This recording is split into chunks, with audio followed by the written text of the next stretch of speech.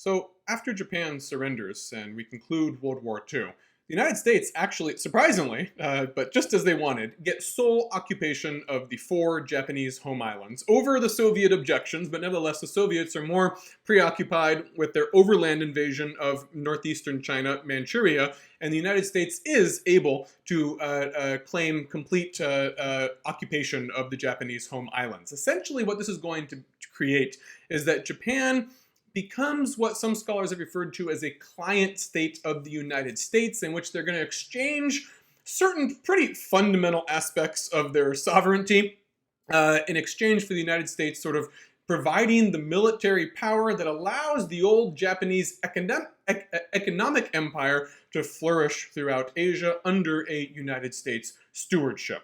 All right, so a lot of things we have to talk about with the American occupation of Japan. Officially, it's 1945 to 1952, although the U.S. will retain significant military bases in Japan all the way until the present day, actually. Although most of these today are now localized in Okinawa, seen as this gray zone that's part of Japan, but not quite, the core of the Japanese. We talked about that earlier as well. The United States oversees the process of repatriation of Japanese who were abroad. There were a lot of millions, several million Japanese or Japanese subjects who were Koreans or Taiwanese throughout Asia, throughout those former colonies and places that were occupied during World War II, and all of the countries that sort of take over areas that Japan had been in during their 50-year empire, or specifically just during World War II, have to come to terms with all these Japanese or Japanese imperial subjects who are living in their lands. And you essentially get this idea that, again, in concert with the redefinition of who the Japanese are, is that you guys all have to go home. You all have to go back to Japan. That's your home. There's no possibility that you could remain here and be seen as, Burmese, or be seen as Manchurian or Chinese, or some sort of hybrid identity between the two. Many of these people had never seen Japan. All right, think about this: 50-year empire. Japanese who went to Taiwan, who went to Korea, who went to Manchuria, who went to China. Oftentimes they left Japan because Japan was already overcrowded and they were at the bottom of the economic hierarchy. So they left out of poverty. They haven't been back. Now you're saying you're Japanese. You actually belong to a group of islands that you've never seen in your entire life. You can't stay here. This is somewhere different.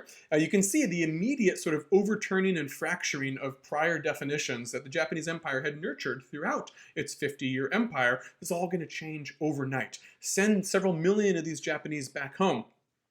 Koreans have to go to Korea. There's no possibility for a Korean-Japanese assimilated identity. Same with the Taiwanese. This occurs all throughout the empire.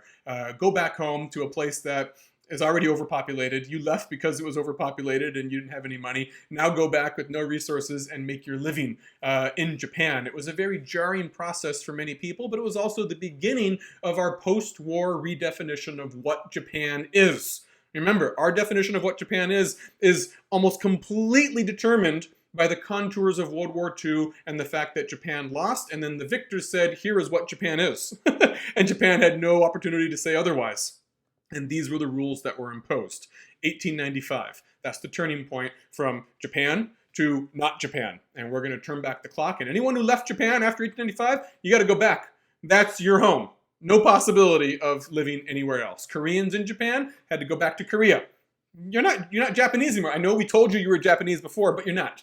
You're not actually Japanese, and the Japanese race is no longer going to be thought of as a Mongol race that takes pride in its multi-directional migration. We came from all the Asian races. We're the pure Yamato race, and it was a mistake to go outside our boundaries. We'll never do it again. Sorry, we'll never have conflict now as a result that we finally figured out how to perfectly align a nation and state together.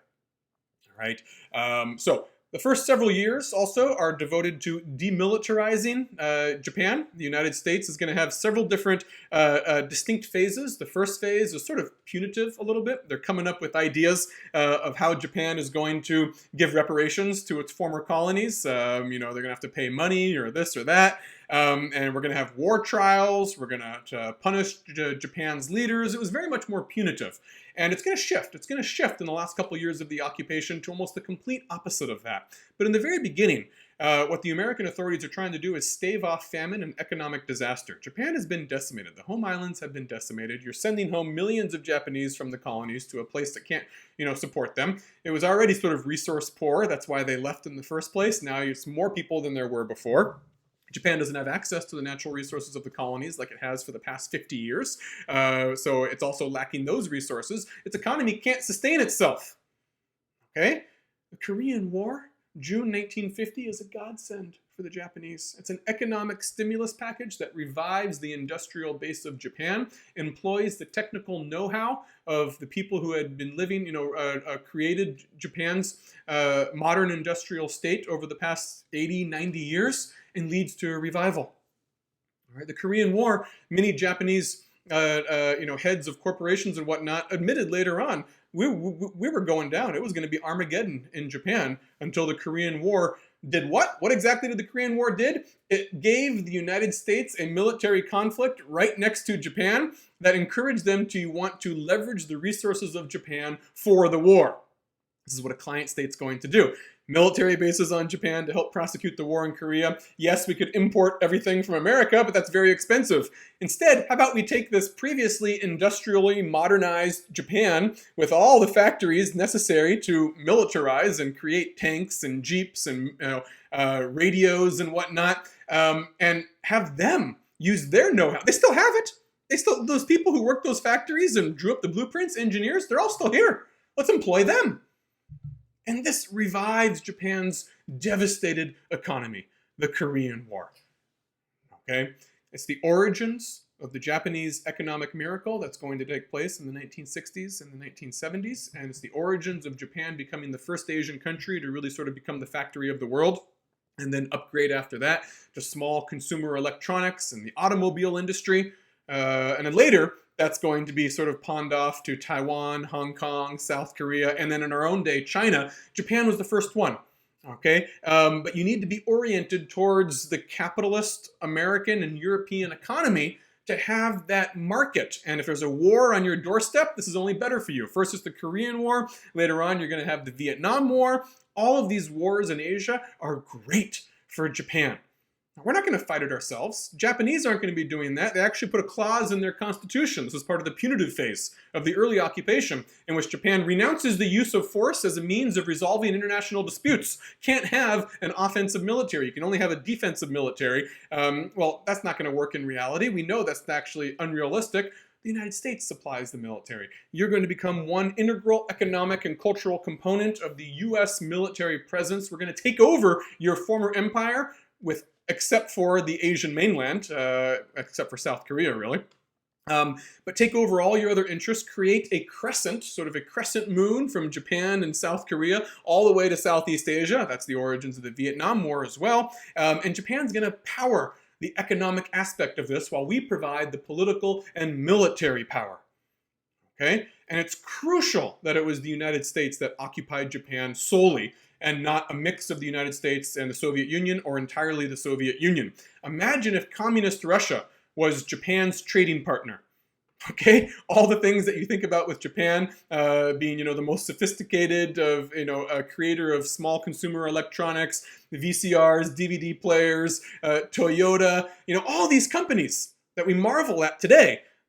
That wouldn't have happened. You had to have a major capitalist market to funnel your goods into. Okay? So what this means is that Japan is going to be shut out of its natural trading partner on the Asian mainland for decades. Communist China, because the US is not going to recognize Communist China. Japan can't sell to that market. And there wouldn't be a market anyways because it's communist. So they're oriented towards the American economy, artificially oriented towards the American economy. China is the natural trading partner. That's where Japan went on its own when it was trying to expand, was into China. All right? So this artificial reorientation towards the American economy creates what we take for granted today. I mean, Japanese pop culture is omnipresent in European, American pop culture as well. Companies like Nintendo. These things all were a result of this. Harnessing the technical and engineering know-how that led to the creation of the Japanese Empire, then reviving that as an ancillary, supplementary aspect of an American empire in which Japan plays the economic heart of that empire in Asia. Okay? As part of this process of being oriented towards the American market, American culture, and whatnot, we also see the encouragement of historical amnesia. The Americans also encouraging the Japanese to not dwell on past atrocities. No one wants to do this anyways. We're already inclined not to want to blame ourselves. This only merely encourages that further. In fact, everyone will try to cater to the Japanese. The Russians and the Chinese will eventually actually have very light sentences for their Japanese war crimes trials because they want to curry favor with the Japanese public to have a positive image of them. Japan's a major chip in the Cold War, a major player that everyone wants to woo.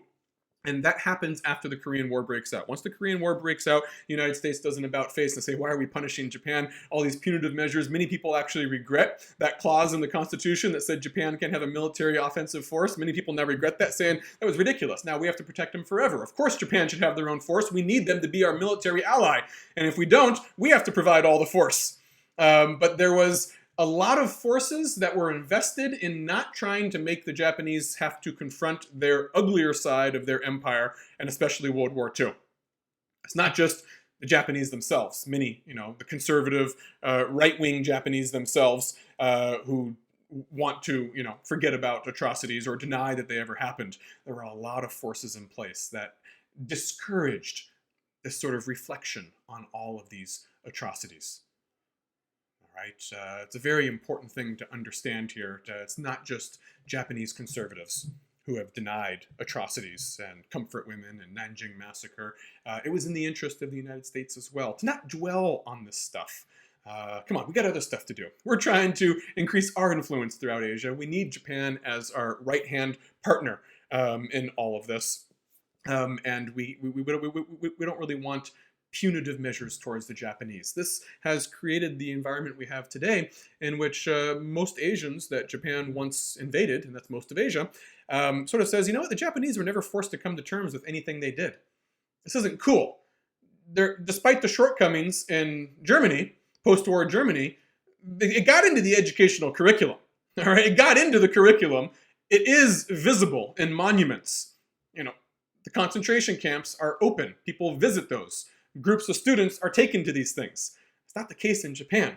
The counterpart in Japan is the Yasukuni Shrine, valorizing our war dead and not really reflecting on all the horrible stuff that we did.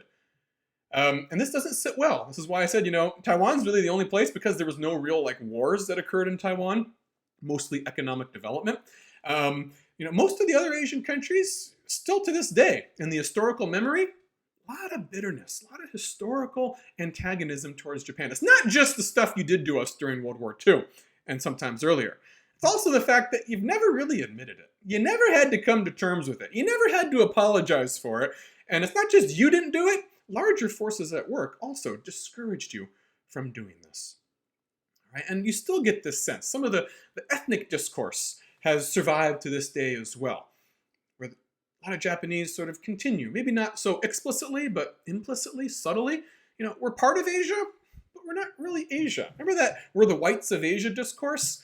They don't put it like that anymore, but that does exist. That is a discourse that is somewhat attractive in a less obvious form. Is that somehow we're different. And our relationship with the United States and whatnot sort of proves that we're different. We're not the same as all the other Asians. We're at a more advanced level. Right? Japan's sort of identity crisis with, are we a part of Asia geographically? Obviously. Culturally? Well, that's an open question that's ever evolving and changing.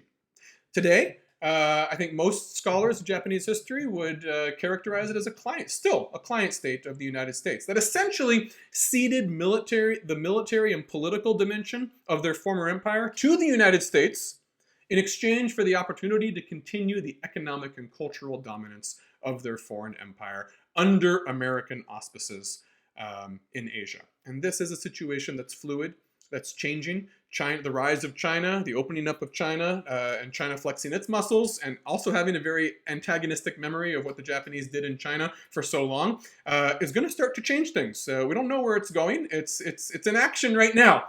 But the reconstitution of the Japanese Empire under American auspices, that characterized the Cold War. In the last 20 years, it's changing. I'll be very curious to see how it changes. Everything's a moving target in history. No such thing as unchanging Japan, Tokugawa, Japanese Empire, Japanese nation state, client state of the United States. Who knows what the next act is going to be? Thanks for watching this course. I hope you've learned something.